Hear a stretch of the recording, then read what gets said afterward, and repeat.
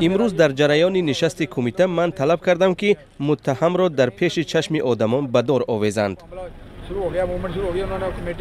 طلب پدر زینب انصاری دخترک 7 ساله پاکستانی که روز 9 انور جسدش را در پرتاب پیدا کردند. او بعد ملاقات با افسران پلیس صحبت کرد که روز 23 انور گفتند متهم به قتل زینب دستگیر شد. از او عمران علی نام بردند که 24 سال داشته است و به گفته پلیس چند کودک را تجاوز کرده کشته است.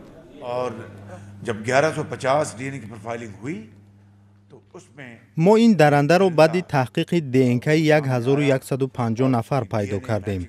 دی او با آثاری که از جای جنایت یافتیم 100% موافقت کرد.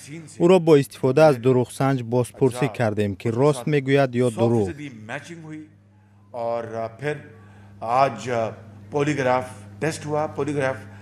قتل بیرحمانه زینب مردم پاکستان و به خصوص ولایت پنجاب را به خشم آورد و سبب تظاهرات خشونت‌آمیز شد. مردم می گفتند پلیس برای پیدا کردن جنایتکار کوشش نمی کند.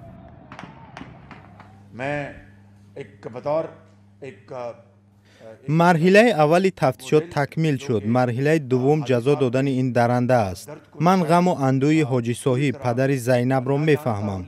اگر من بودم میخواستم این درنده را در بازار در پیش مردم به دار آویزند، ولی من مطیع قانون هستم و قانون جزا را مقرر میکند.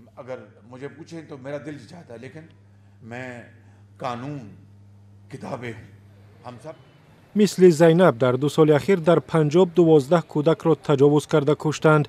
مفتشان می گفتند در بدن اکثر قربانیان زخم‌های شبیه بود، آثار نفس گیر کردن، سوختگی و زخمی تیغ.